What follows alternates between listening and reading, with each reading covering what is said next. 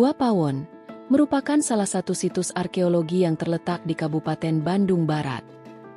Gua ini ditemukan pada tahun 1936 oleh Robert von Koenigswald, seorang arkeolog Belanda yang sedang melakukan survei di wilayah tersebut.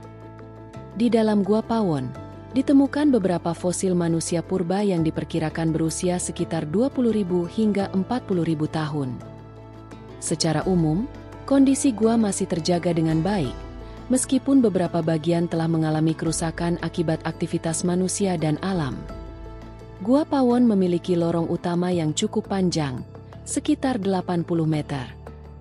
Lebar gua bervariasi, antara 10 hingga 20 meter, dengan ketinggian mencapai 15 meter. Dinding gua terbentuk dari batuan karst yang indah dengan berbagai formasi stalaktit dan stalagmit. Lantai gua tersusun dari pasir, kerikil, dan fragmen batu-batuan yang terakumulasi selama ribuan tahun. 2021. Jadi ekskavasi itu berlangsung hampir 21 tahun. Kita buka ekskavasi dan kedalaman terakhirnya itu di kedalaman 3,20 meter. Sampai ke kedalaman 3,20 meter itulah kita menemukan indikasi budaya, bagaimana lintasan budaya pada masa lalu dan bagaimana kronologi budayanya. Dan sebelum kita masuk ke ranah ekskavasi itu, saya pengen lihatin dulu lingkungan Pawon. Dan Gua Pawon itu terbentuk merupakan bagian dari bentuk gua tebing dan menghadap ke sisi utara. Jadi kalau teman-teman ke bawah itu nanti akan terlihat hamparan hijau mungkin dan juga Sungai Cibukur, dan mungkin itu merupakan bagian lokasi perburuan. Dan kalau kita lihat ke atas sekarang itu sudah langsung ke langit lepas, dan di samping kanan saya ini adalah bagian atap dari Gua Pawon yang kemudian rubuh, ambruk. Saya sempat juga ekskavasi di bagian bawah itu, saya temukan lapisan budaya yang mudanya, yang saya katakan lapisan Neolitik karena temuan tembikar. Nah, ekskavasi di Gua Pawon sejak tahun 2000 itu merupakan ekskavasi lanjutan dari penasarannya teman-teman geologi saat itu. Tidak metodis arkeologis, dan kalau kita lihat ke sana, ada patok di situ, ada yang warna berbeda sedikit itu, yang lebih gelap, itu bagian dari sisa penggalian yang saat itu teman-teman geolog itu membuka parit galian. Karena mereka penasaran jangan-jangan itu kudian manusia purbanya gitu. Untung galiannya itu nggak dalam. Ya di bagian di satu sisi ada yang sampai 1 meter kurang. Dan kalau dia gali lebih dalam lagi mungkin saat itu akan hancur manusia yang berumur, yang ada tengkorak pada itu yang di umur 9.500 itu. Karena parit itu memanjang di bagian atas itu, dan hanya beberapa senti lagi itu akan ketemu rangka itu. Karena saat itu mereka minta tolong penduduk galinya pakai cangkul, tidak hati-hati karena orientasinya hanya tepat.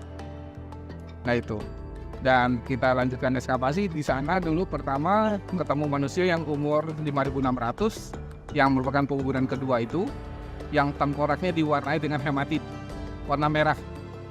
Jadi tengkorak pewarnaan merah di tengkorak itu tidak hanya di tengkorak sebelah luar, tapi juga tempurung sebelah dalam. Rahang juga diwarnai dengan hematit. Itu tidak mungkin, itu rangka itu merupakan bagian dari primary burial, penguburan pertama atau penguburan langsung pertama, tapi itu sudah ada pengakuan budaya. Disitulah kesimpulannya itu sebagai penguburan kedua, secondary burial. Dan kemudian itu semua manusia yang terlipat itu kita temukan paling tidak ada 4 rangka. Yang replika besar itu ada 2 rangka itu. Yang umur 7.300 dan 9.500 orientasinya berbeda. Kepala yang 7.300 persis ke selatan, ini utara selatan, dan benang ini penanda galian kita, kota ekskavasi. Itu utara selatan, tapi yang di bawahnya berada tenggara. Kemudian ketemu lagi di sebelah depan, utara selatan, tapi dengan posisi yang berbeda, masih dalam sama-sama konsep terlipat. Sampai di lapisan yang 12.000, yang menandakan kesamaan pola dari mereka mengubur itu arah hadap kepala. Jadi kepalanya itu selalu ditekuk ke arah timur. Jadi kalau ada yang bertanya, ada nggak pola penguburan? Ada, satu terlipat. Yang kedua, orientasi kepalanya selalu mengarah ke timur. walaupun pola peletakan rangkanya di bawah itu tidak sama gitu. Ada yang utara selatan, ada yang dengan deviasi, kemudian ada barat tenggara gitu. Nah, itu yang saya katakan tadi dengan teorinya Van Hekkaren tadi, bahwa tempat yang digunakan untuk penguburan itu adalah lokasi gua, ruang gua yang jarang dilalui, lebih gelap. Kalau kita rekonstruksikan si atap yang roboh ini naik ke atas, itu pasti paling gelap. Tidak ada jalan tembus yang dilalui. Dan itu kalau kita lihat lagi strategi grafiknya, melihat kemarin lokasi ekskavasi kita, dan kemudian saya gabungan dengan spasialnya Gua Pawon dari hasil rekaman mahasiswa saya di S3 di geodesi, itu merupakan lereng yang begitu bawah. Jadi kalau kita tempatkan kehidupan keseharian mereka pada masa lalu, mereka beraktivitas di sebelah ruang yang ke tengah lebih rendah, sementara posisi kuburan mereka itu lebih atas. Dan artefaknya bermacam-macam, dari alat-alat batu. Alat batunya ada andesit, ada obsidian, ada rijal, ada kalsedon. Itu mereka gunakan semua, dan itu mereka ambil dari lingkungan di luar Gua Pawon, kecuali batu gamping, karena di sini support gampingnya cukup banyak.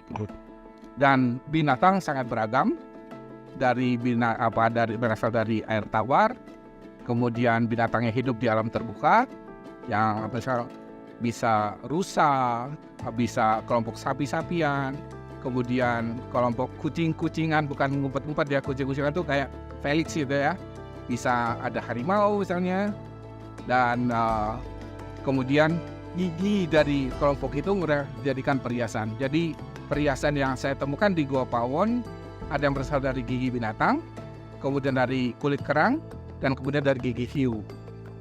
Nah, gigi hiu itu, dan kemudian sisa makanan yang lain juga ada kerang yang berasal dari laut, Nautilus itu.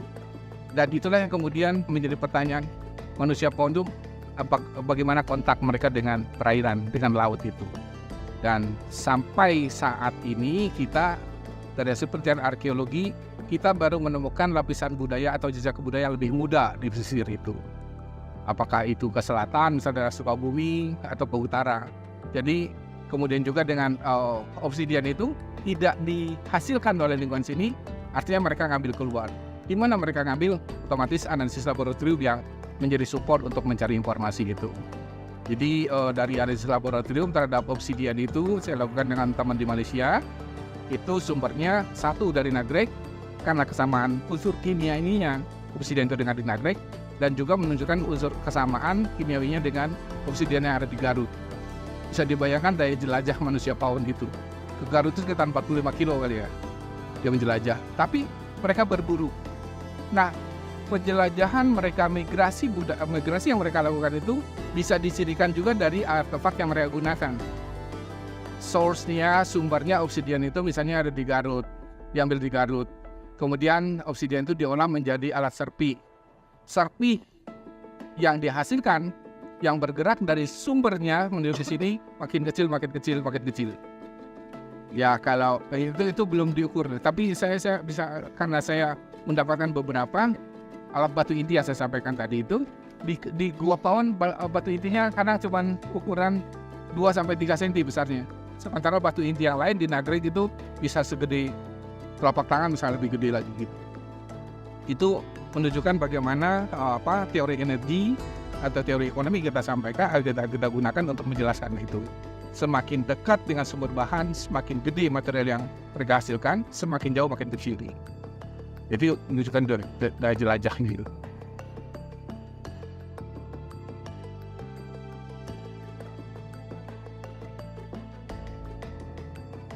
Manusia Pawon adalah sebutan untuk manusia prasejarah yang menghuni Gua Pawon pada masa lampau.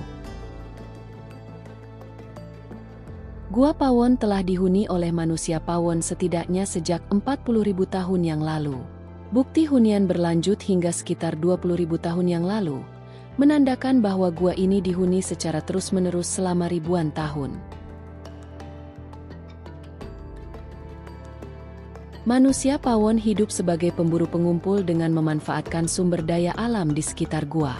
Mereka menggunakan alat-alat batu sederhana untuk aktivitas harian, seperti berburu, mengolah makanan, dan membuat peralatan. Sisa-sisa makanan yang ditemukan di gua menunjukkan bahwa mereka mengonsumsi aneka jenis hewan, tumbuhan, dan hasil laut.